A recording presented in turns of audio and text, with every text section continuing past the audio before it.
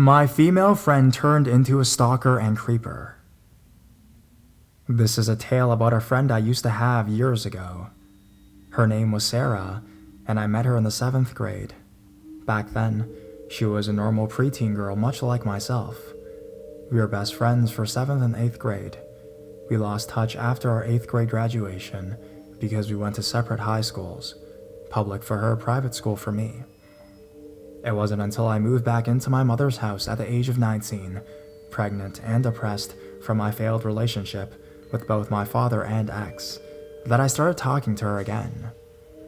We picked right back up where we left off at the end of 8th grade and quickly rebuilt our friendship back to best friend status. She even agreed to be my son's godmother. Now, I want to take a moment and tell you a bit about Sarah and myself. We were the same age. Our birthdays roughly 2 weeks apart from each other. She was the oldest of 3 girls. We both appeared to be similar in looks, both fairly pale in skin, glasses, and same height, since she was a few inches taller than me, but nothing to really brag about. And wait. Her hair color was more blonde compared to my brunetteness, and had blue eyes, while I have brown eyes. Now back to the story. Nothing major had happened between me and her yet, except she was a little bossy, but I brushed that off as being the eldest sibling, nothing I couldn't handle. The only thing that I found weird was that she freaked out if I didn't answer her text messages back right away, even if I was at work, and couldn't without fear of losing my job, but I tried brushing it off as her worrying about me. I had started dating a new guy named Josh. Sarah was actually the one that introduced us to, because Josh was a good friend with her boyfriend, Rob.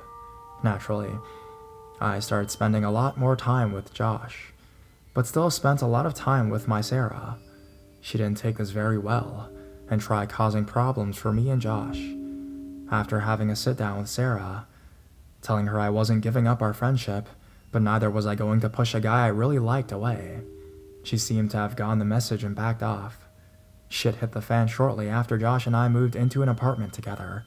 Sarah demanded to spend more time with me while Josh was at work. I had really had no problem with it, but her bossiness started to reach unbearable levels.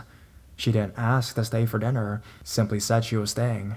Asking her to leave for the night fell upon deaf ears and many times crashed on her sofa. It got to the point she started tagging along on our dates, so we simply started not going out. I tried talking to her, but she kept saying if I was a real friend, I wouldn't mind her being there all the time. Well, we managed to get one free weekend without Sarah. She had gone to some water park with her family, so Josh and I got to spend much more needed alone time together. However, because of the strain Sarah caused us, we had a hard time enjoying each other. I refused to end my relationship with him, and we tried to make it work. We tried talking to her boyfriend Rob, asking if he could help us out. He said they were planning on getting an apartment together at the beginning of the following month, but told us it was looking like it was going to be in the same complex as us. I could deal with that. Figured she would want to spend time in her new place, decorating it and hosting dinners for her friends and family. Also note, I got my hair done earlier in the week. I got an awesome new haircut that looked great and loved it a lot. I got many compliments on it from various friends. Well, when Sarah came back from her mini vacation, she had dyed her hair to the same color as mine and gotten it cut the exact same way. I really did not mind it too much, I guess.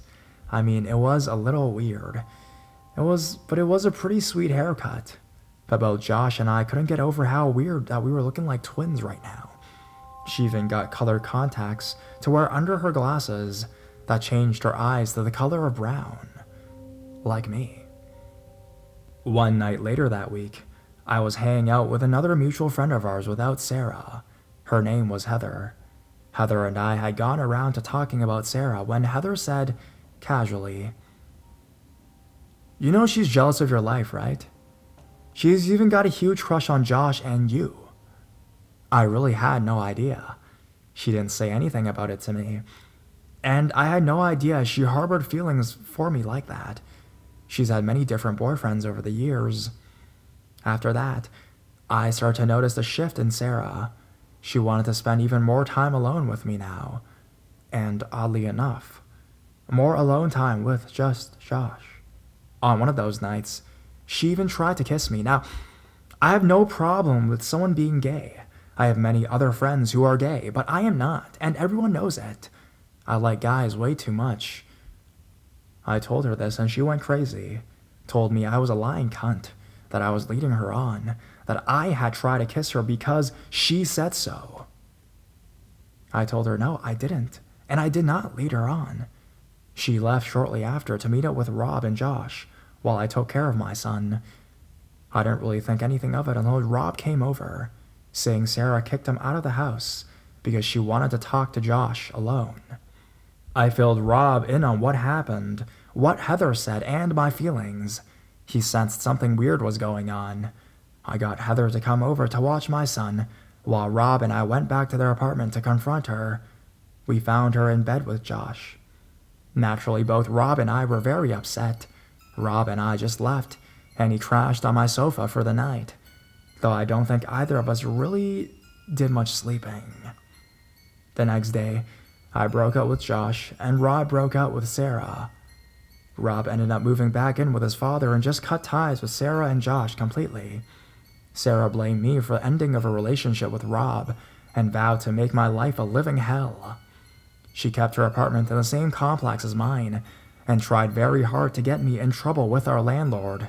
At random times, the landlord would stop by saying I had a noise complaint against me, or said that someone complained about some awful smell coming from my place. After the third time he came by saying someone saw a rat coming out of my door, did he realize someone was just trying to cause me trouble. When Sarah learned that was not working, she started calling my home phone and cell phone at random times, never said anything, and all the calls were restricted, but I knew it was from her. From my window I could see into her apartment, and always saw her looking out at my window while on the phone. On the phone the exact same times my phones were ringing. I quickly changed my phone numbers, and that was the end of that day. No one besides my mom and work had them, and neither cared for Sarah much after learning what she had done. When she realized she couldn't get a hold of me via phone, she took to blowing up my email and MySpace and Facebook. Obviously, it didn't take me long to block her on that. However, this takes the cake. Apparently, she had a copy of my key. I don't know how she got it. I never gave her a copy. I figured Josh might have given her one when they started to be sexually active, or else she just stole Josh's and made her own copy. She took to entering my house when I wasn't home. At first, I started noticing little things disappearing or being moved. My bills were no longer on the kitchen counter, but on the dining table. My favorite shirt had gone missing. Cordless phone across the room from where I last remember settling it down. I thought I was simply losing it and misplacing things. I am a bit scatterbrained, but not that much. This went on for 2 or 3 weeks until bigger things were missing. My son's DVD player, my keyboard, cell phone charger, bath soap, towels, and even my son's baby blanket were all taken. Naturally, I did the most logical thing and called the police and landlord. The landlord changed out my locks ASAP, and the cops agreed to have a little sit-down talk with our friend, Sarah. They said they wouldn't be able to do anything unless she let them in and or admitted it, but they would still try to talk to her, and this is what I was told. They knocked on the door. She opened it, wide enough for them to see the wall behind her. On this wall were hundreds of photos of me, either alone at work, or at the store, or with my son at the park, store, etc. It wouldn't have been so creepy if it weren't for the fact that she wrote in big letters with red paint, "Die. My name. You fucking cunt." It covered some of the photos and the wall. The police were able to search her place. They found journals full of her writing, saying how she wanted to kill me, how she was going to do it, and some other messed up things. She had my work schedule written on her calendar, not that it was hard to guess it. It was the same every week, and on a certain day, she had it circled and marked as Kill Day. Police found an unregistered gun and a huge knife. She was arrested. I promptly moved out and back into my mother's house. I found a new job and changed my appearance. I cut off contact with all our mutual friends and found a new job. I haven't seen or heard her in 3 years now. For all I know, she is still in jail. I just count my lucky stars.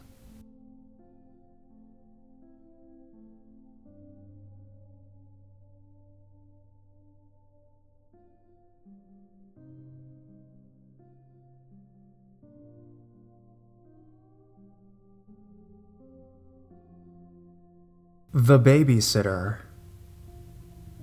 I am a terrible writer, so please bear with me. I'm just here to see what the people of Reddit think of the situation. I was pretty hesitant to post this in the first place. A little boring backstory. My mother had me at the young age of 19 and was very protective to ensure that she gave me the best upbringing possible. So she worked her ass off, had her own apartment, her own car, paid bills in time, and catered to every need I had as an infant, until I had to fly the coop. She's pretty amazing, and so is my family. Both my father and mother's side of the family were there whenever my mom needed someone to watch me when she had to go to work, but sometimes not all schedules aligned, and had to resort to hiring babysitters. I was told that she posted some flyers in popular places and cafes to get a larger audience in hopes of someone contacting her, and which to her surprise, she received some feedback and hired a wonderful girl named Rachel. Sounds pretty casual and anticlimactic to some, including myself. I always ask how I was as a child, some funny stories, memorable moments, etc. I don't know why. I'm just that type of person who loves detail and will ask questions to grasp emotions and depth to any story, especially those I'm interested in. But to my surprise, I found out that the process of finding a babysitter was much more difficult and unsettling, to say the least. I didn't find this out until I was in high school, 3 years ago when I was in my junior year, after a volleyball game I was in. My mother and I were laughing about something when we were leaving the school doors and out to our car to head home for the night, when a lady stopped us. Now, I've seen this lady around my school, usually after hours, to clean and take out the trash. She was a janitor, and I never really thought about her deeply before, until she stopped us that night. It was evident that she had special needs, and I don't mean that in a bad or degrading way at all. It was clear that she was excited to see me, though, and it was also clear that my mother was uneasy when she put her arm around my waist. "I know you. I used to babysit you when you were younger," she'd say. "Just a wee baby. I used to see you a couple times a month. We were practically best friends." She even mentioned my name. To my knowledge, I had no idea who this woman was, at least personally. Immediately confused, and before I could say another word, my mom pushed me out the door and hastily walked to her car. She didn't say a word the whole ride home, and I didn't ask any questions. A few days passed, and I brought the situation up to my mom randomly. I could tell she was disturbed at the thought of it, but she ended up sitting me down and telling me the story of when she was looking to hire someone to babysit me. The lady I had met at school that night had contacted Mom regarding her flyer. I guess they went to the same school, which happens to be the school I went to, and since we live in a very small and rural town, she knew where my mom had lived. When my mom respectfully declined the lady, got obsessive with her and I, she would call Mom every day, visit her at work, and even wait outside of her house to try and change her mind on hiring her. She would even write letters to my mom and stick them in the mailbox. It got to the point when one day, my mom woke up from a nap to her sitting on the floor in the living room and playing with me as I laughed with glee. She stopped her story from there. I assumed that she had either moved, had a restraining order, or called the cops, maybe all three. But it really shook her up. and I think anyone can understand why. We don't know how she got in the house or how long she knew how to get in, or even how long she's been entering the house. All I know is that after that night, she stared at me while I had volleyball practice. Ever since I graduated high school, I have not seen her. So, lady, whoever you are, let's not meet.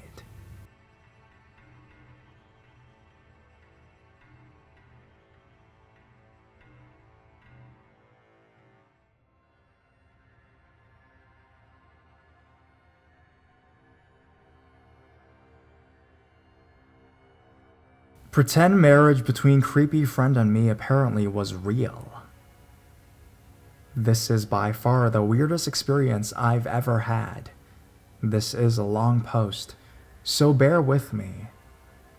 When I was 6 years old, I had a neighborhood friend named Trevor who was way, way older than me, like 6 years older than me. I always thought of him like the older brother I never had. My sister was about his age, but she always thought he was weird, so she never hung out with him. In fact, I realized no one in the neighborhood really liked to be around him, but for some reason I did. Maybe it was because I felt bad that he had no friends, or just for the fact that he treated me so nicely like his little sister. I would always tell him, "You're like the brother I wish I had." And he'd reply, "We're more than that." At first I thought he meant best friends, but it turns out it meant something more. About a year later, my sister and I moved with my mom to my grandparents' home because my parents were struggling with their marriage and needed to take a break. That break lasted for about 2 whole years, until my parents finally decided that things were okay between them, and we moved back into my old house. When I returned, most of the kids in the neighborhood were gone, but there was one familiar face I recognized. Trevor. I remember being so excited to see him that I ran to hug him, but he placed his hand in front of himself as if to help me. I stopped and felt confused. I thought maybe he didn't recognize me, because I was now 10 years old, taller, and my hair was much longer. I began telling him that it was me and I was back, and that I missed him so much. He looked at me with anger plastered on his face, and said something like, "Why did you leave me?" I don't know if things could ever be the same again. I tried explaining to him what happened, but he would interrupt me with, "You're a bad liar. I know you ran off with someone else." I was even more confused and promised him I didn't run off with someone else. At the time, I never thought anything weird about it, because I was so young and just really wanted my friend back. He wouldn't talk to me for a few days, until he finally forgave me. We continued our adventures and played together like old times. But there were some things that did change. Trevor was now a freshman in high school, and he would always bring up stuff he learned in his health class, like the male and female anatomy. He would show me pictures of a penis and vagina that was from his textbook and would teach me about them. I kinda knew what they were, but had no idea what a penis looked like, and no offense, man, I thought it was the most disgusting thing I'd ever seen. I would tell him I didn't want to see those pictures anymore, but he kept saying that I need to learn for later on. Later, he would begin telling me about sexual intercourse and how it was done. I was really annoyed and let him know that by raising my voice at him, he finally stopped schooling me and things went back to normal. Fast forward 2 years, I was now 12 years old and now in 6th grade. I felt so mature and like a woman now that I had hit puberty. I made a lot of new friends, but they were just school friends. I would always come home to see Trevor, who was now 17 years old. I was beginning to notice how strange he was when he kept wanting to play house with me. I didn't want to because I felt too mature to play childish games anymore. He would always beg and beg me to play one last time, so I gave in. He asked me if I had started my menstrual cycle yet, and since we knew each other for so long and was comfortable with him, I told him yes. He would continue to ask me strange questions about if I had pubic hair and what size bra I wore. I would fake laugh it off and tell him that he was being too nosy.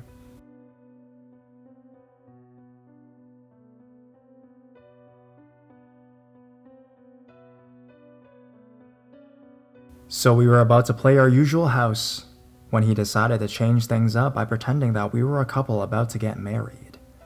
He dressed us up in formal attire and literally did everything that happened at a wedding. He had even fake rings to go along with it and sealed our marriage with a peck on the cheek. And whenever I tried to take the ring off, he would get mad and tell me that it was a gift and that it would be rude of me not to wear it every day. I kept the ring on around him, but would take it off whenever I wasn't. Months went by, and I continued to notice how much weirder Trevor was, and I especially noticed how much more sexual he had become. I even asked him to leave my 13th birthday party because of how sexual he was acting with my other friends. Plus, he would constantly tell them that I was his wife, and we had rings to prove it. I would tell them that it was our friendship ring, to which he was irritated by. Months later, I come home from school and was surprised to discover a bouquet of flowers and a card on top of my dresser. And the card read something like, "Happy anniversary. Can't believe it's been a year already. Yours truly, Trevor." I was so annoyed that he still played out the "we were married" fantasy. I was mad at my parents for letting him into my room without my permission, too. My parents told me that they never let him into my room. In fact, they never even saw him. I was creeped out. I would try my best to avoid Trevor and tell him that I had a lot of homework. When we did hang out, he would make me feel uncomfortable with his sexual comments, and he always tried to make me feel guilty for not getting him an anniversary gift. I got even more creeped out when he would say, "You know, we never really got to finish our wedding yet. We still have our honeymoon left." His creepiness got to the point where he would call me at ungodly hours in the night to tell me how much he appreciated me, or just to say hello. I ended up ignoring his calls and put my phone on silent. Once I did that, he would literally show up at my bedroom window and tap on it until I would wake up. My sister would sometimes hear him and would tell him to go away if he didn't want her to call the cops. He stopped coming, or at least I thought he did. I would start to notice things in my room not the way they were before. For example, my bed covers would be messed up when I knew for a fact that I had made my bed before I left for school. Decorations in my room would be placed in different locations or would vanish. I blamed my sister for those things, but she swore that it wasn't her. Things got even more stranger with Trevor, and I no longer enjoyed his presence anymore. But one day everything changed, and I never saw him again. It was like he vanished. One day he was a creep and the next he was gone. I asked my parents if they knew where he had gone, and they said that he left to go live with his uncle or something in Illinois. I was so relieved to know that he was out of my life. As the years passed, I graduated high school. I never saw Trevor.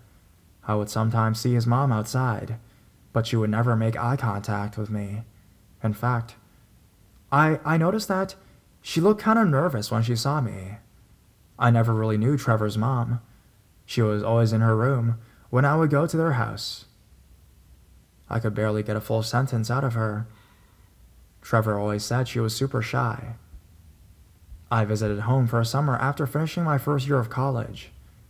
I was extremely happy to be home in my old room, which was basically a guest room now that I was gone. I was going through my old stuff, in which my mom had packed into boxes, when I noticed the ring that Trevor had given me. I picked it up and showed it to my mom, telling her about the odd time Trevor made me marry him, etc., and how weird that he left without saying goodbye, when he was mad at me for leaving all those years ago. He was such a hypocrite, I said. When I mentioned him, the look of concern was apparent on her face. I asked her what was wrong, and that was when she told me the truth about what happened to Trevor. Apparently, while we were all asleep one night, my father woke up to some noise. He waved it off as my sister or me just using the restroom or something, and tried going back to sleep. Then he began hearing different noises. He said it sounded like someone was crying. He thought one of us was having a nightmare and got up to go check on us. He goes to check on my sister when he noticed the sound was coming from my bedroom. He was using his cell phone as light. and when he was close enough to see into my whole room, what he saw shocked and angered him. There, in all his naked glory, was Trevor staring down at me as I slept. Those weren't cries my dad heard. They were moans from Trevor masturbating. My dad says, "What the fuck?" and begins marching closer to my room. But Trevor hears him and runs out of there. By this time, my mom was awake because she wanted to know what was going on. My dad told her to stay inside while he went to Trevor's house and beat the life out of him. Of course he didn't. His mom begged him not to and said that it wasn't his fault and that he had a mental illness. Apparently, Trevor kept repeating that he and I were married and that he was just trying to consummate our marriage. That really sickened and pissed my dad off. My dad threatened him by saying if he ever saw his face again, then he would kill him. And from that day on, we never saw him again. To this day, I still do not know where he went. Hopefully his mom got him some help, because he definitely needed it after what I experienced, and from what my mom told me. It gives me the shivers and really disturbs me. So Trevor, let's not meet, and I want a divorce. Edit. Sorry for all those who have asked to use my story for a video. I've been absent for over a year now. No one needs permission to use my encounter. Use it freely. Update. I appreciate everyone's comments. I do not know what illness Trevor had, but from what a lot of people were suggesting in the comments, I think those could be possible answers. His family was overall dysfunctional. Apparently, his dad walked out of them when he was very young, and his mom was never the same after that. So, she locked herself in her room and became the quiet hermit. I literally barely ever saw her. But when I did, it was short, but she seemed nice. My parents liked Trevor because he was a brotherly figure to me. They felt I was safe when I was with him because he could protect me, and they always thought he was a well-behaved kid. I never told them about his sexual weird side though, so they wouldn't have known he was a creep. Plus, my parents weren't around that much. They were busy working to make ends meet. Money was one of the reasons they fought a lot. I'm surprised my dad managed to make it on his own for the 2 years we were gone. Oh, and also, I did get a good lecture from my mom for continuing to be silent about Trevor's odd behavior. As for how Trevor got into my house, I honestly don't know for sure. I think he took one of our spare keys. We had a few extra pairs in our kitchen drawer, because my sister and I were irresponsible and always misplaced ours. I never told him about them though, so how he would know that we actually had extras is beyond me. He probably snooped around in my house while he was over, or maybe I really didn't misplace my key and he took it and made a copy, I don't know. Things in my room did go missing. I wouldn't be surprised if he did take my key.